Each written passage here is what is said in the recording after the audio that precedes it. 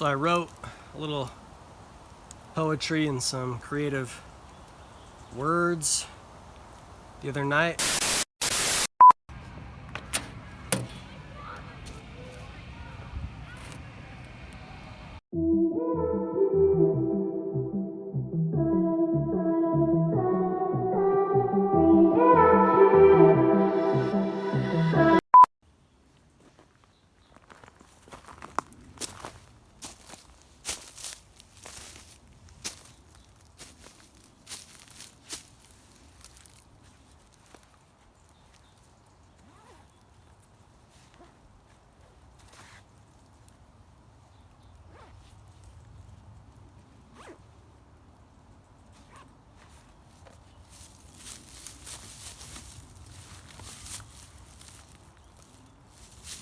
So I've hiked up in here from Logan, Utah. Just the canyon going up to Bear Lake. Hiked far enough up onto the ridge as to where the road now sounds off in the distance like a stream. You know? It's now become just a stream of vehicles.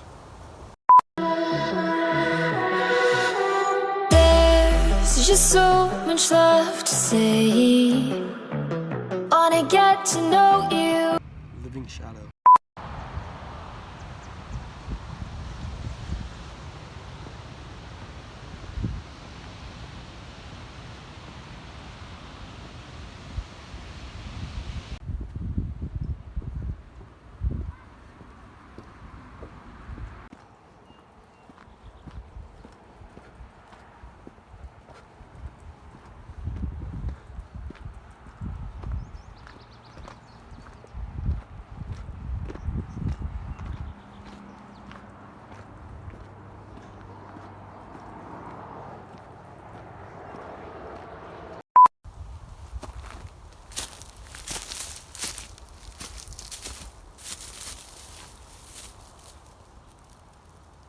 So anyways, I just wanted to get out in the wilderness for a little bit.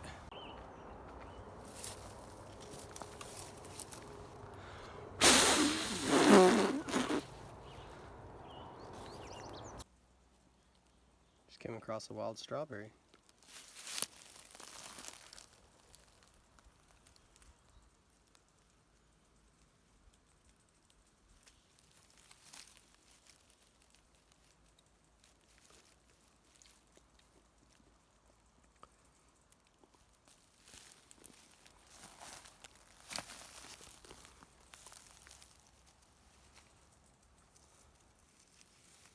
So this is what can happen when you allow yourself to take a chance.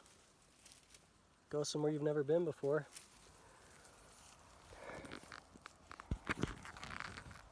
And in so doing, you're likely to find something that you've never before found.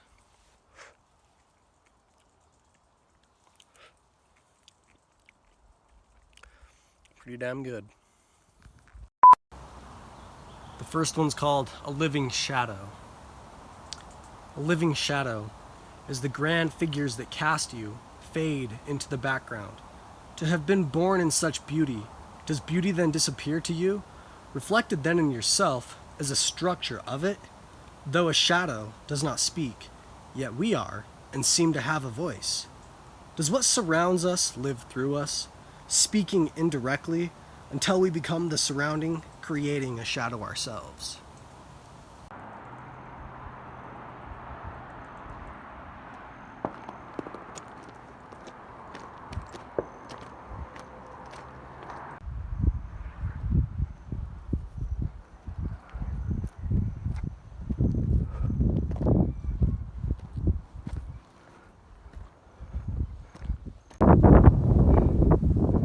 Just stumbled across this spiral with a collection of snail shells in the middle of it. So I'm talking about a living shadow here, and I'm saying that we are shadows. But what I'm also saying is that we're products of our environment. And literally, we're shadows of our environment. But at what point in time does our surroundings literally become something in the background, right? Something that fades, disappears to our eyes because we're so ingrained in it every single day that we lose sight of it because it's all around us all the time. And then at what point in time do we ourselves influence our surroundings, and in so doing create shadows ourselves, becoming then the surroundings? But then what is the shadows of the surroundings that we ourselves make? And if shadows are living things, then what are our surroundings? I'm thinking that I'm going to gather some things up here. I want to bring a little bit more life into my life. So I'm going to make a terrarium. There's some really nice rocks with some beautiful moss growing on it up here. And I'm going to grab some of that. I've seen some snails crawling around on some stuff. And you know, this is a really lively place that I'm in right now because it's in the middle of summer in one of the driest places on earth, pretty much. But yet things are still green. There's still flowers that are bloomed and not wilted. And that's a good sign. So I'm going to take some of this life back with me into my home and try to increase the experience of my own life. Probably gonna grab some wildflowers that I saw on the way up out here and sandwich them inside my journal here. So yeah, that's about it. I'll see y'all later.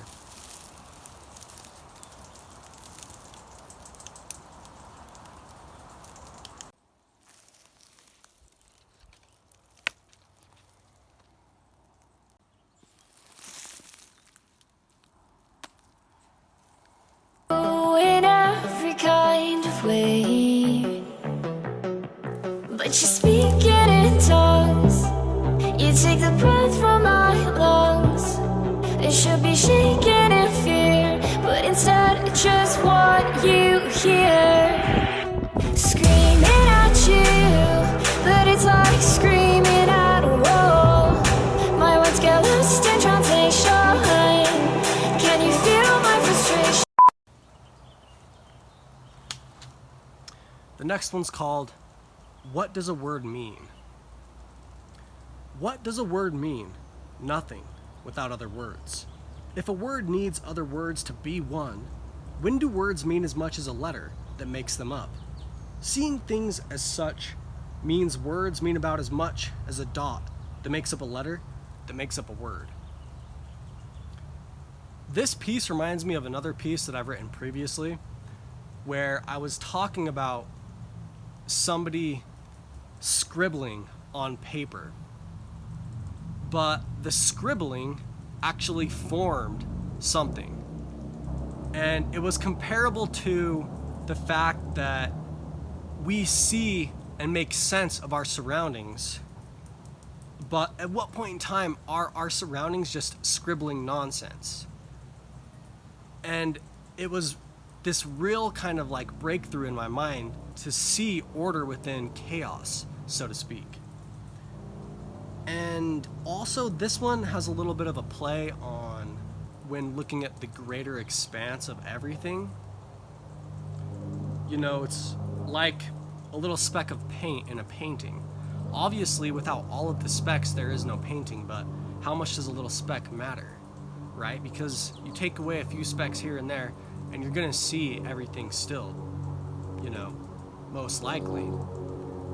But at what point in time is the entire painting a speck in some greater vast expanse?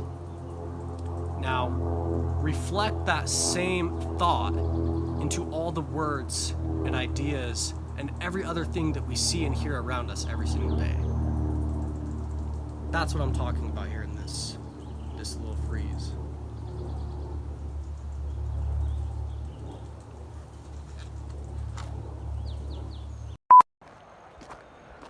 Coming out of the woods and back down the side of the mountain here on this trail makes me realize just how much I feel at home lost in the woods.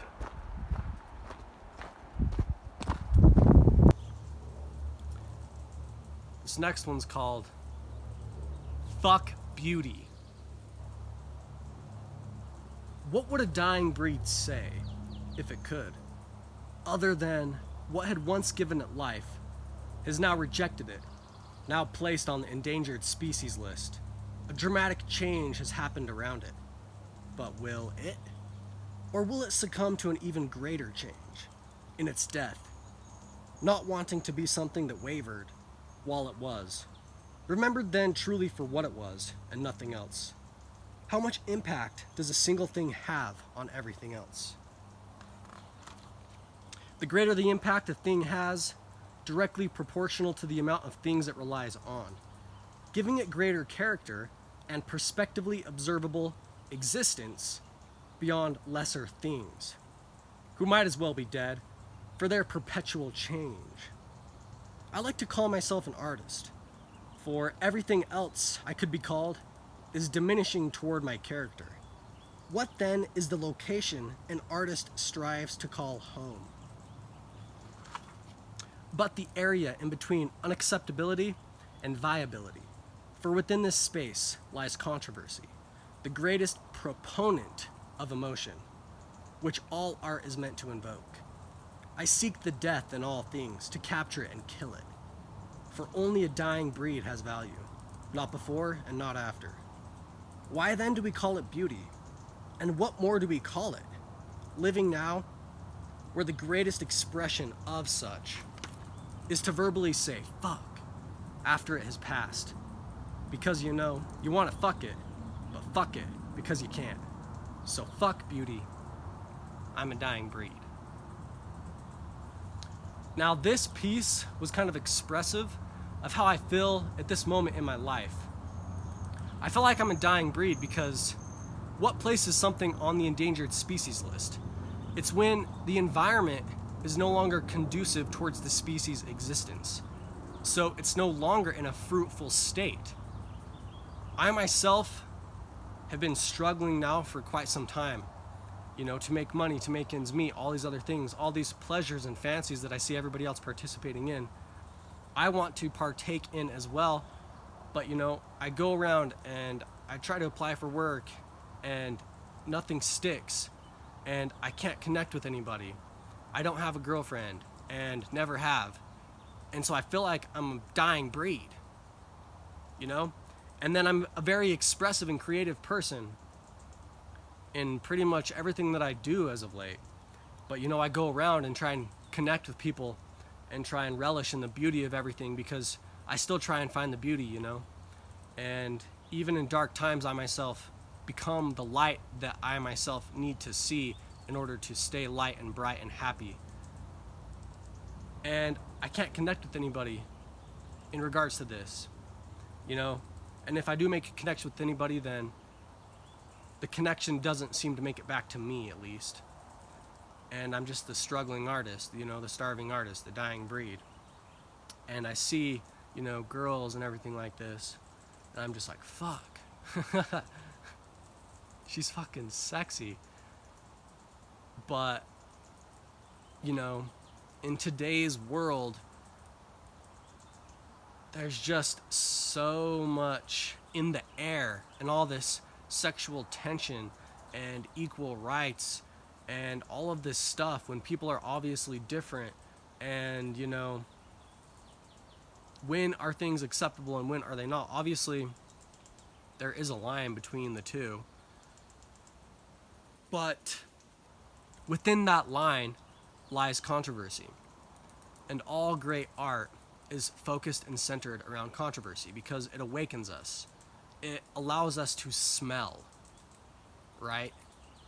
It takes us away from the mundane and monotonous and allows us to once again see. Because if we are like zombies, then we truly are the undead living, but we're truly not alive. And so now, where I am is just trying to continually find this place. And this place is always changing. Because, things are born and things die. And there's lots of different facets and areas and experiences within life, and all of these places have this place in it somewhere. And so I'm trying to find that place always, because I'm always trying to invoke, the peak, the pinnacle of whatever place I find myself in. But to do so, you have to take yourself away from the monotonous, the mundane, and find the controversy. And eventually find where it is that you yourself stand in regards to it.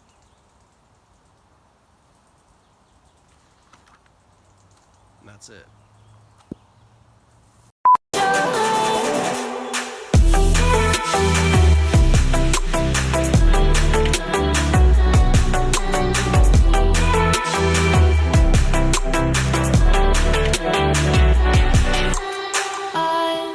Just trying to break through, but you make it hard when you act how you do, 'cause you speak it in tongues. Coming back down. I'm not sure why, but I can't help but think about the fall to come. I'm not sure if I'm excited for it and for the feeling of it, or if I'm already catching a whiff of winter. Just because, being out in such a beautiful place at a beautiful time, you can't help but imagine the loss of it. And in Utah, the loss of all this is most definitely an extreme event, drastically life-changing, in that the landscape is transformed, quite literally right before your eyes, and you're placed from one extremely hostile environment to another extremely hostile environment, from one of the hottest to one of the coldest. So yeah, I'm already missing it, even though it's still here. It was a nice, lovely hike today, guys, and I hope a little bit of the joy that I experienced was experienced by all the viewers. I wanted to share a little bit of my life as of late. Did a little explanation in regards to some of my creative words this time. Although, even an explanation isn't written exactly the same as the words that they're explaining. And in that, I can't truly say through explanation what is said in the creative words themselves.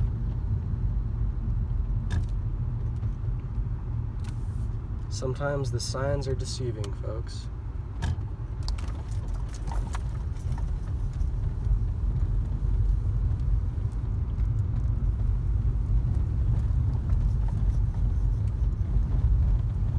What truly is the law, but what you truly cannot do? But what truly cannot be done is the question.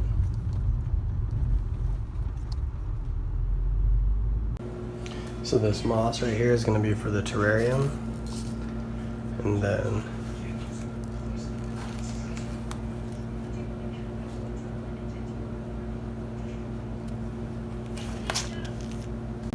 Del Sol, follow the light of the sun. So we're gonna upcycle here, everybody. I got this glass bottle here, bottle of wine that I enjoyed the other day, and I'm going to make a nice little simple terrarium out of it. So just gonna fill it with some rocks here.